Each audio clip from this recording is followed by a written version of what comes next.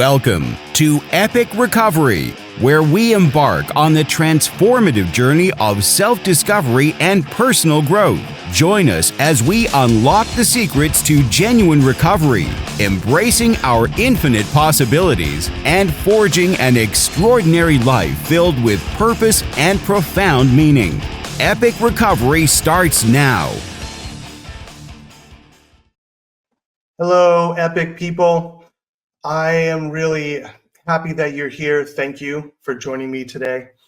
I'm just so honored that I get to do this. You know, if you would have told me when I first got sober that one day I'd be doing a podcast on what true recovery is all about, I would have asked if you had relapsed, because I never thought I would be in a position to do this. So it's just pure gratitude that I get to be here. And thank you for tuning in. I really appreciate it. And, you know, feel free to make comments. If you have any questions, if you want me to talk about anything more specific or get more in depth into something that I'm talking about, because one of the things that I've noticed is that I'll talk about something and then maybe I'll jump to something else and then come back and then go somewhere else. So this is just my ADD taking over, and it's just part of who I am. I accept it.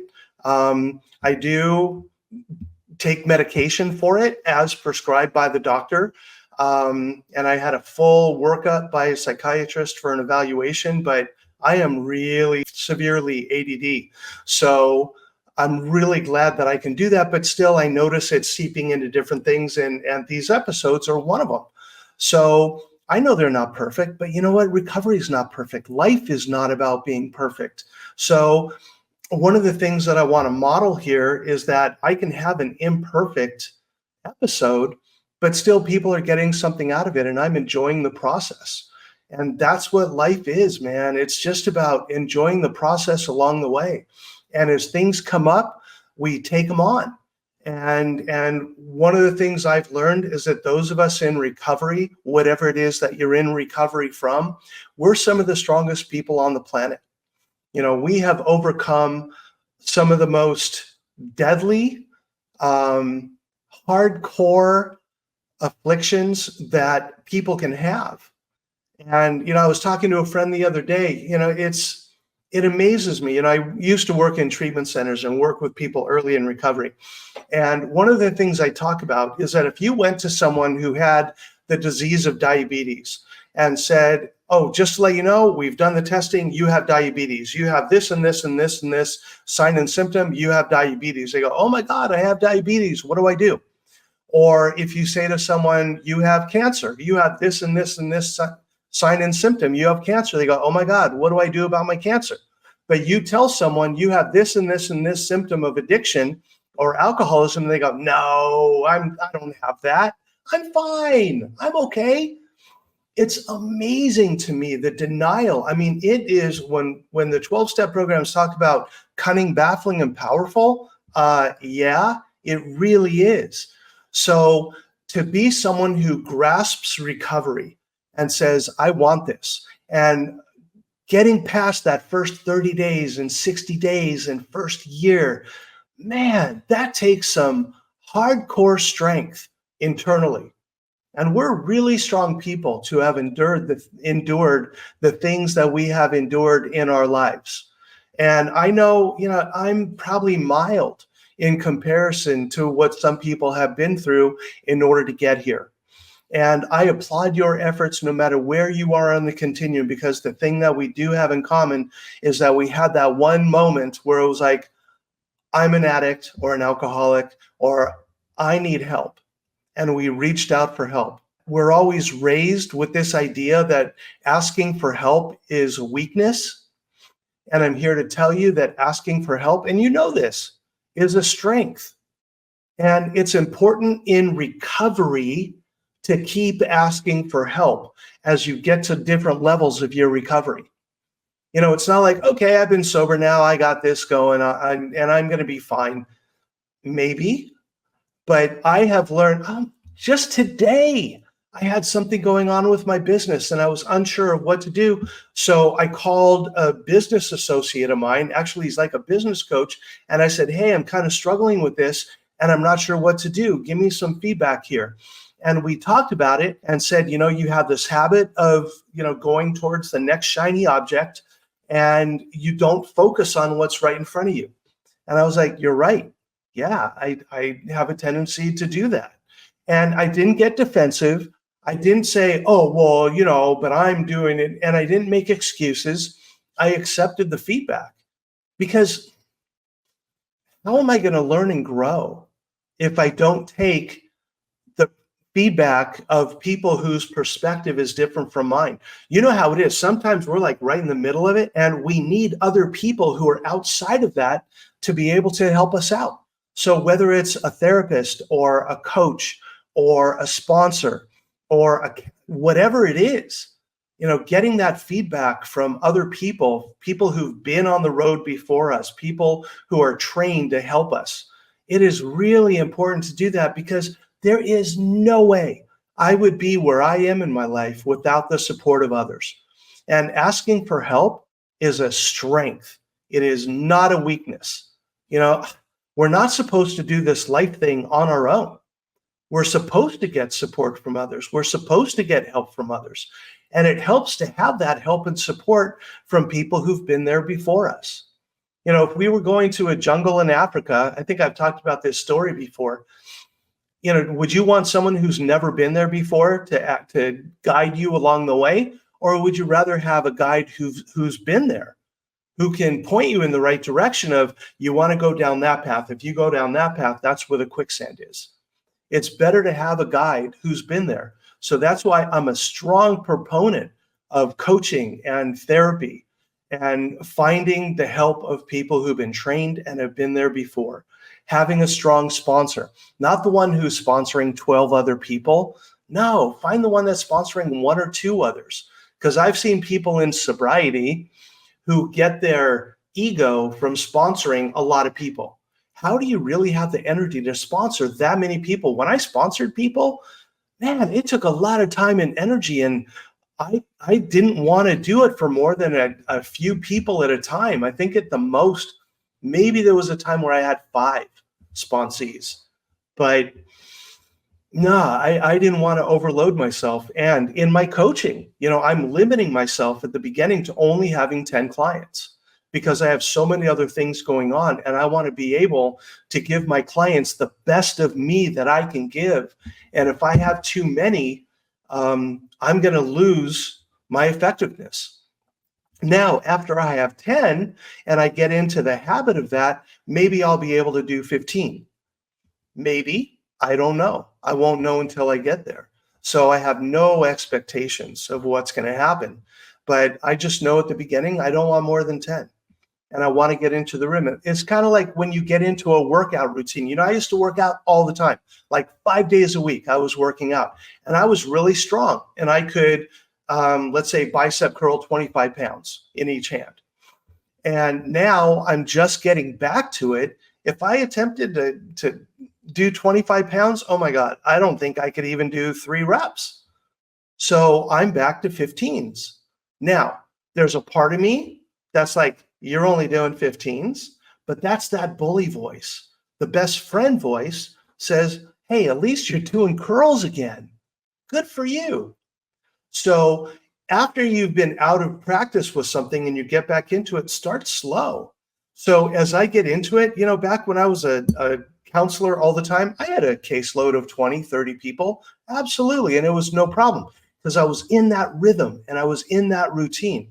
But now that I'm just starting back into a new coaching practice, 10. So know your limits and be okay with that.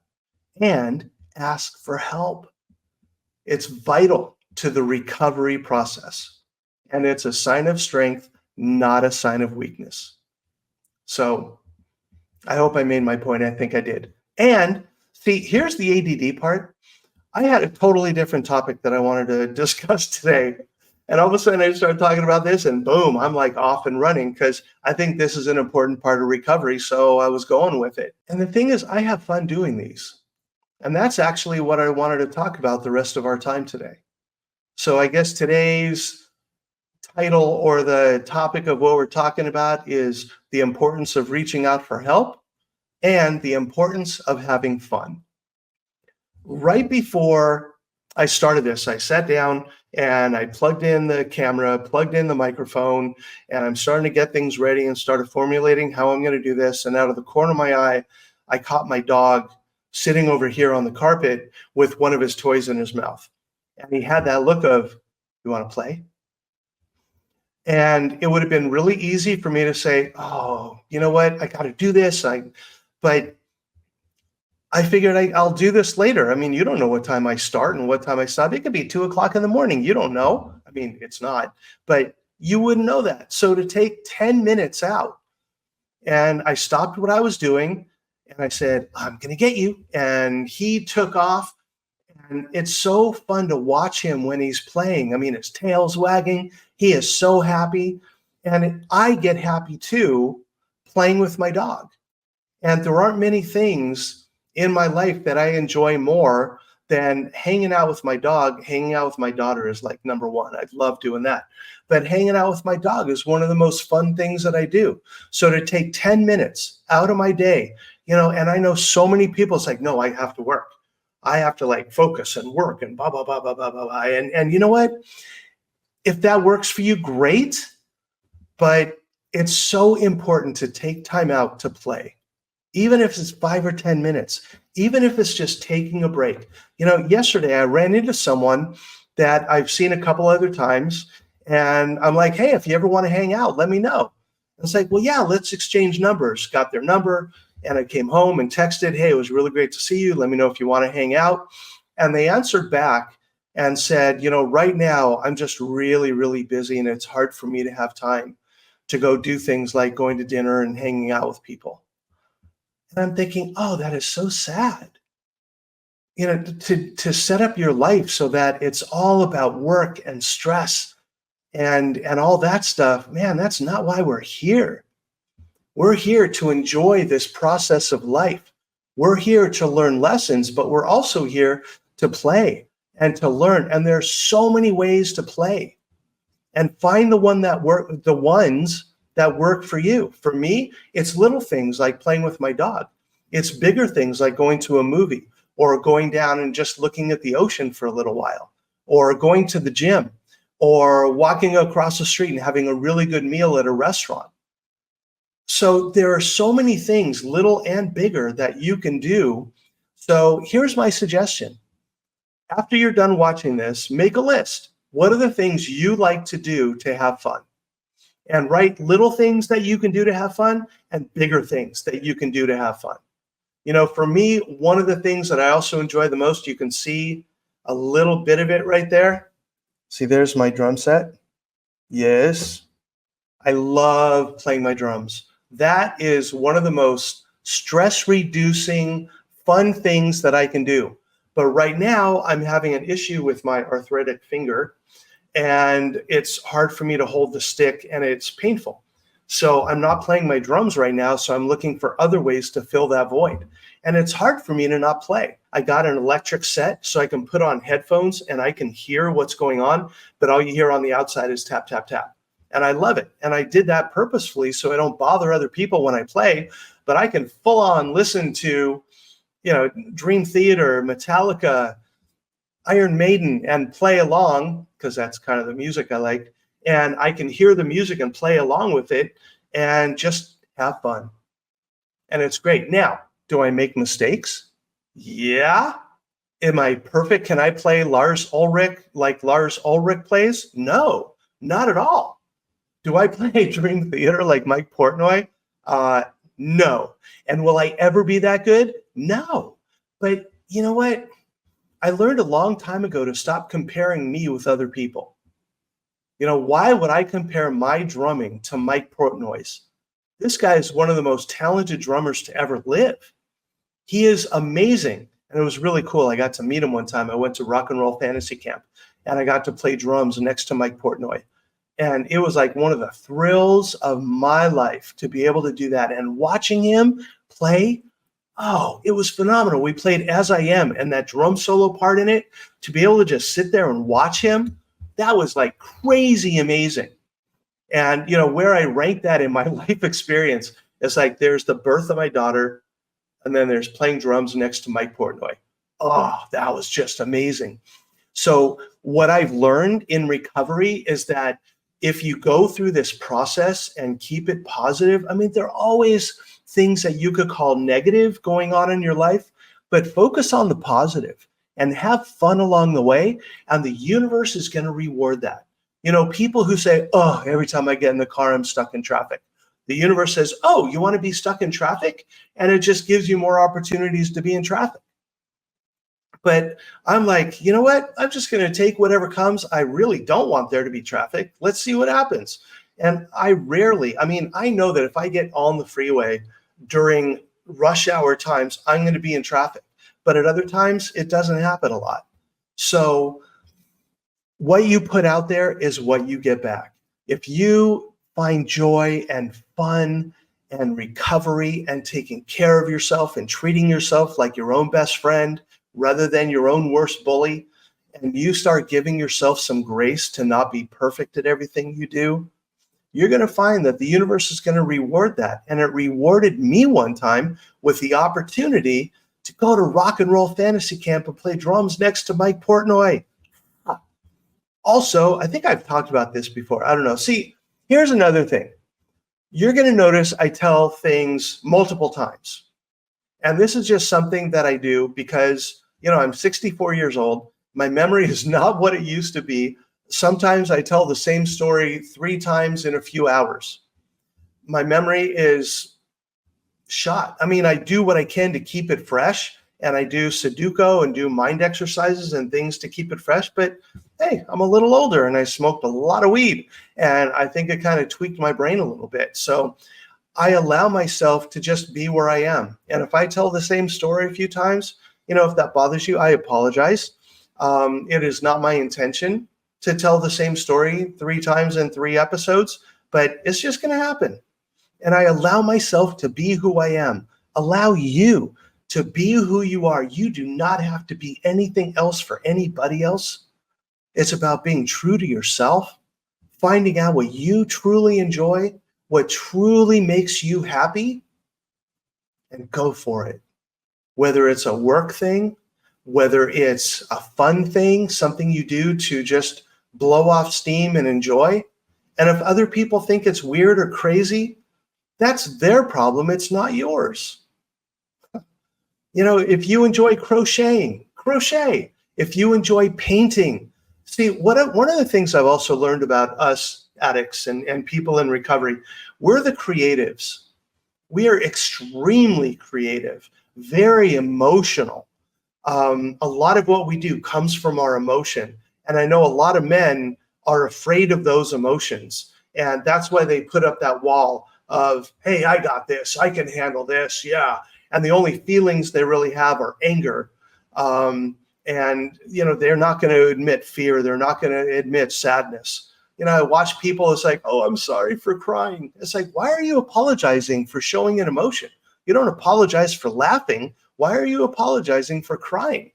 It's a perfectly human emotion to have. So, getting to know your emotions, that was probably one of the hardest things for me to do, and why I was so happy that I was in therapy and why I was journaling in order to get in touch with my feelings. But the more I did that recovery thing and the more I got into this process, the easier it became and the more gifts the universe kept giving to me. And I got to tell you, my life today is not perfect by any means.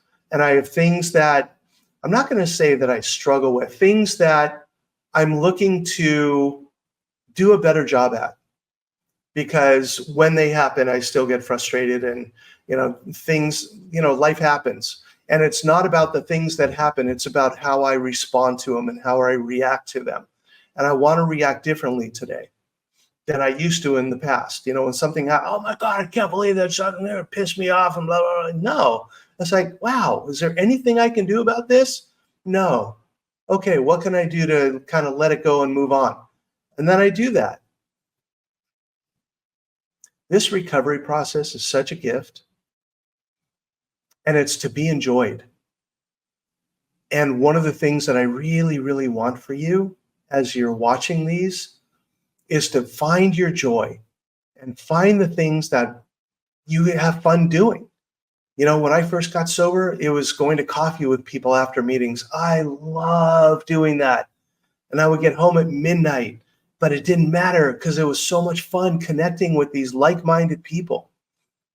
So find your tribe, find the people that you hang out with, have fun with people, go to movies, go to concerts, whatever it is that you feel happy doing, go for it. So make a list of the things that you have fun doing, the little things you can have fun doing and the bigger things that you can have fun doing. And then the really big, the travel, for me, it's going to Disneyland. When I go to Disney, man, that little boy inside of me just comes alive. Love doing that. And, I know so many people, Disney, you like to go to Disney? Oh my God, what are you, 7? I'm like, well, yeah. When I go to Disney, I'm 7. Don't let anybody dictate to you what your joy is supposed to be. Go for it. And this recovery process, it's not an event. It is a process. And the more you put into it, the more you're going to get out of it. And if there's anything I can do to help you out with it, all you have to do is ask. Yes, I'm still taking coaching clients. I'm about to start an online community for people. Oh, there's so many cool things going on with my business right now and a lot of things to support you. So I'm going to tell you about them as we keep going. But they're not fully launched yet. So I'm not going to really get into details now. But the coaching, yeah, I'm ready to take on a few more clients at this point. So let me know if you're interested. And I want to hear your comments and I want to hear your questions. What do you like about these? What do you not like about these? I want to know. Don't think that you're going to hurt my feelings if you give me feedback. It's not going to bother me at all. Some of them sting a little, but it goes away pretty quickly. I think I talked about this once before, but I remember I used to do these presentations at conferences and I would get evaluations at the end. Let's say there were 100 people there. I got 100 evaluations back. 80 of them would say, oh my God, that was so great. I got so much out of that. 15 of them would say, I've heard that stuff before. 5 would say, oh my God, that sucked. I can't believe they gave Randy any time to do this presentation there. And I remember at the beginning, I would read those 5 and go, oh my God, they didn't like it. Oh, what am I going to, I need to change it. And and then it finally hit me, wait a minute, 80% of the people who came here said that they really enjoyed it. And I realized that no matter what I say, no matter what I do, 100 people heard the same words come out of my mouth, but they had different responses to it. As long as it's 80 like and 5 don't, and not the other way around, I'll keep going. So I wish that for you too. Don't listen to the criticism of 1 or 2 people. Look at the masses. How are most people responding to you? The other day I was in a store and I was talking to the cashier and she said, oh my God, I really love your energy. I was like, oh, thank you. I really appreciate that. And that's what I want for you. That random strangers say, wow, there's a really cool energy about you. And you can do this. Whatever I can do to support you and help you, let me know. Would love to do it. Let's do this journey together. So I hope you have an awesome week. Make your list of fun things. If you want to put them in the comments, put them in the chat, go for it. And we'll discuss. And I hope to see you again. I hope to see you in person down the road at some point. I am planning to do retreats at some point. I'm not sure when, but it's going to happen. But please comment, do the work, and I'll see you next time. Take care. Bye. Thank you for joining us on Epic Recovery. Remember, every obstacle you overcome is a testament to your heroic spirit.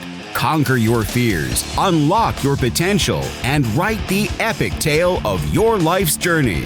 Until next time, keep exploring, keep growing, and keep striving for the extraordinary.